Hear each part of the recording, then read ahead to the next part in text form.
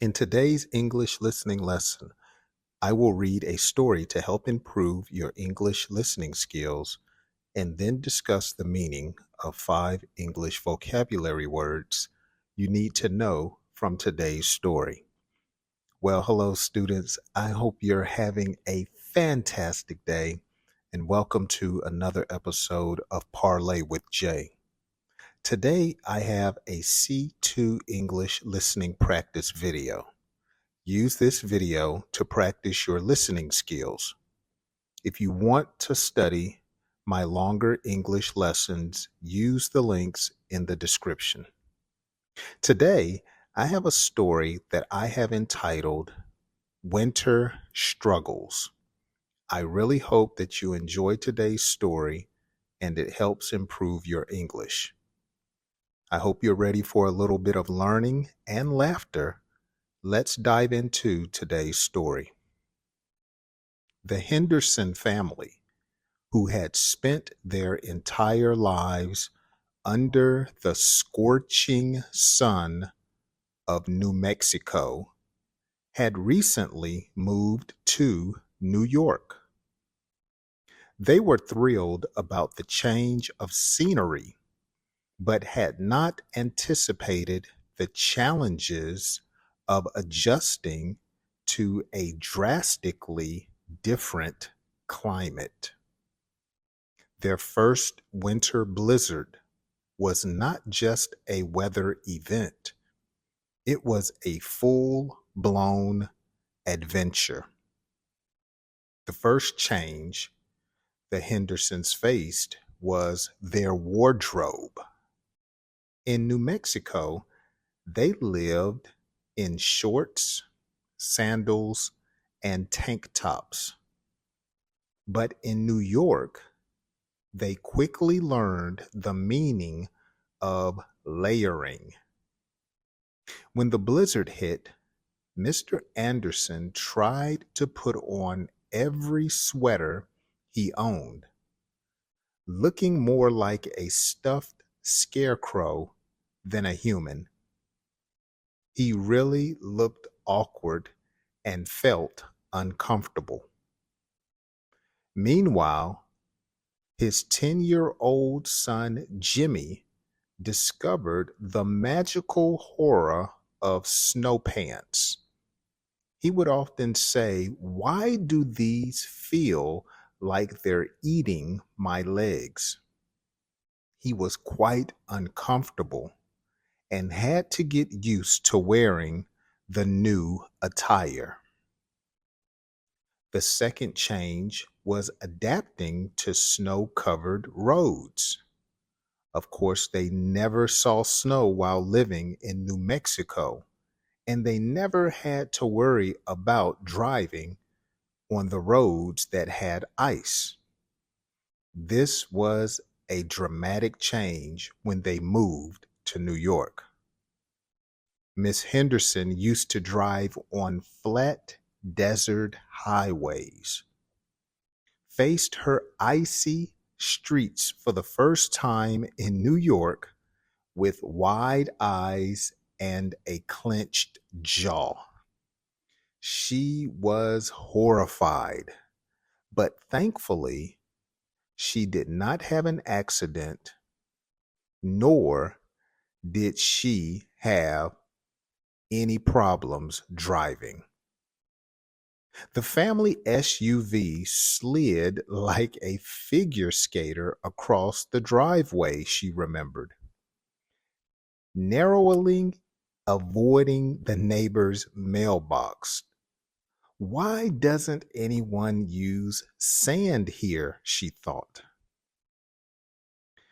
She shouted and expressed her uncomfortable new lifestyle, forgetting for a moment that snow and ice needed salt, not desert sand.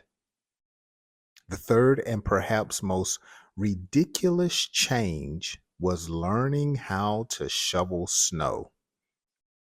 8-year-old Emma thought it would be fun until she realized that shoveling snow was less like building a sandcastle and more like lifting cement bricks.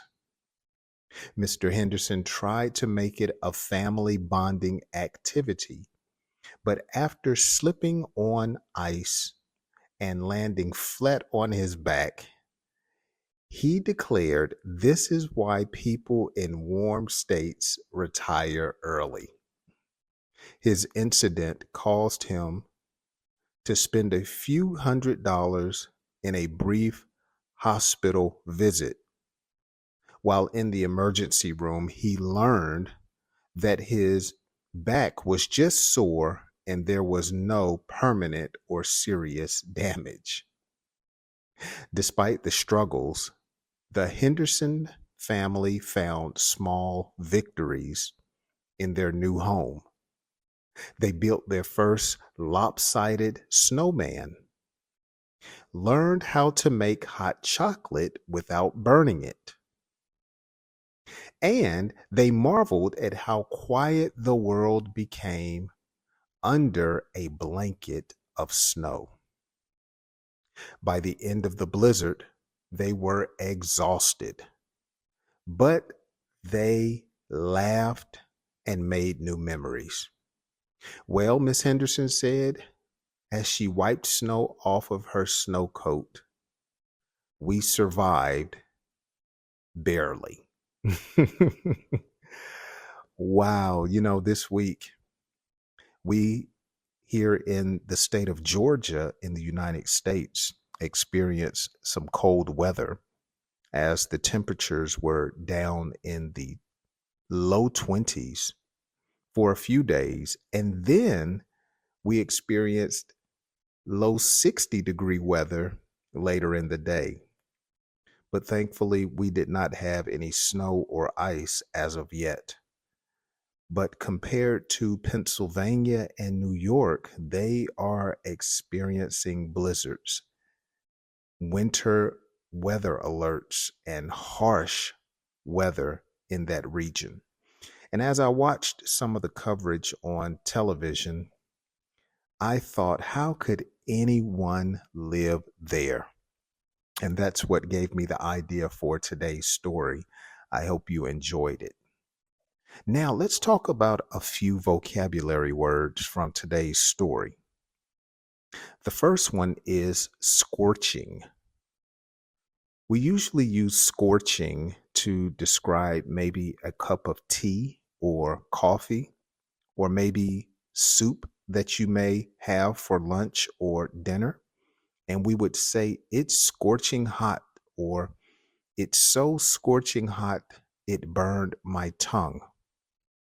We often use scorching, which means extremely hot temperature, to describe heat in the summertime, or again, to describe some type of temperature.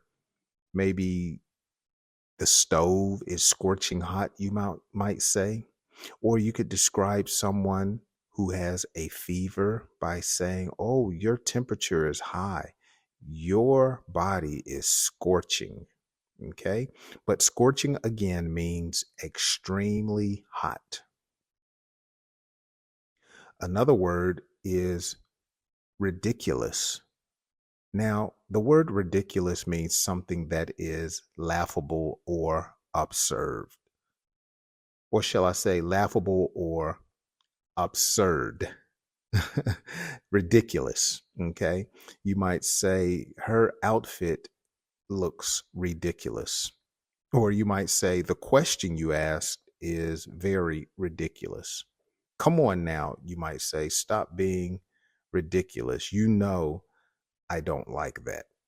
Okay. So something that is ridiculous is laughable or absurd. Layering.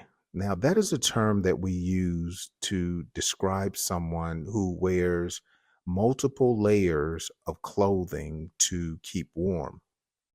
So the Hendersons, coming from a hot climate region, now in New York in the wintertime, they have to layer their clothes to keep warm. So you may wear a t-shirt, a shirt, you may wear an undergarment like thermal underwear, and then you may have a jacket, a scarf, and gloves. This is what we call wearing layers in order to keep warm. Now, before I conclude today's quick lesson, let's talk about shoveling snow. Did you know that some people have died shoveling snow? Usually during this time of year, there are reports on the news about people that are out of shape and they go outside to shovel 2, 3, or 4 feet of snow. And because they overexert themselves, some people have actually had heart attacks and died. And so they often say, don't shovel snow for long periods of time. Take a break in between your labor while you're in the driveway shoveling snow. Some people slip and fall because of the ice on the concrete.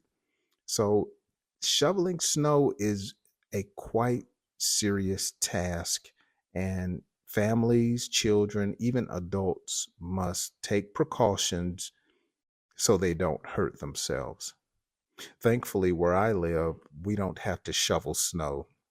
In fact, here in Georgia, if we even get sleet, everything shuts down.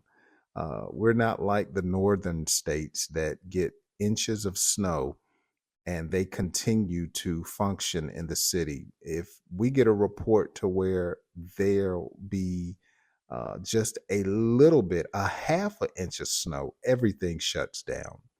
There's no bread, no eggs, no milk in the grocery stores. It's quite comical. Well, I'm going to conclude that for today's lesson. I hope you have enjoyed today's story, as well as an explanation of some of the vocabulary words from today's story. Don't hesitate to ask a question in the comments section. And if you know someone else that is trying to improve their English, be sure to share today's story with them. As always, I hope you enjoy the rest of your day and join me on my next English lesson.